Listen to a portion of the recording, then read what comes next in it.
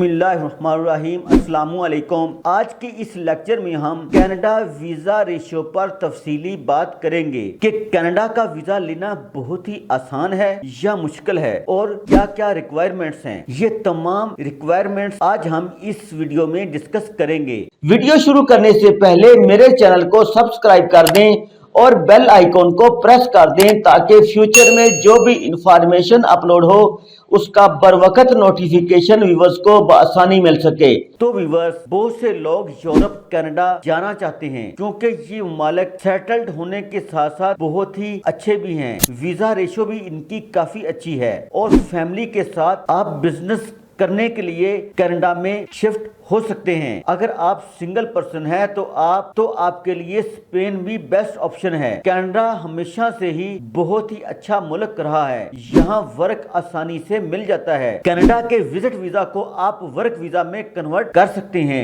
2022 और 23 की बात करें तो कनाडा ने बहुत सारे वीजे इशू किए थे और विजिट पर जॉब भी दी जाती है। बाकी कंट्री में ऐसा नहीं होता। अगर आपने कोई भी अनलीगल एक्टिविटीज नहीं की तो आपको 1 साल बाद कनाडा की पीआर मिल जाएगी। अगर आपकी कोई भी ट्रैवल हिस्ट्री नहीं है तो आप ट्रैवल हिस्ट्री के लिए उन ममालिक में जा सकती हैं जिनके वीजे बहुत ही आसानी से मिल रहे हैं, जैसे मलेशिया, सिंगापुर, अजरबैजान वगैरह। इन ममालिक में जाकर आप ट्रैवल हिस्ट्री बना सकते हैं। इसके बाद आप अपनी फैमिली को रेडी करके प्रोसेस कनाडा के लिए करवा सकते हैं। आप कनाडा के वैलिड वीजा पर 27 कंट्रीज विजिट कर सकते हैं, वो भी बगैर वीजा पर। इसलिए 2024 में कनाडा वीजा रेशियो बहुत ही अच्छी है और बहुत ही ज्यादा है। आप अपनी स्किल के मुताबिक या अपनी इन्वेस्टमेंट के मुताबिक आप कनाडा में ज्यादा से ज्यादा अप्लाई करें,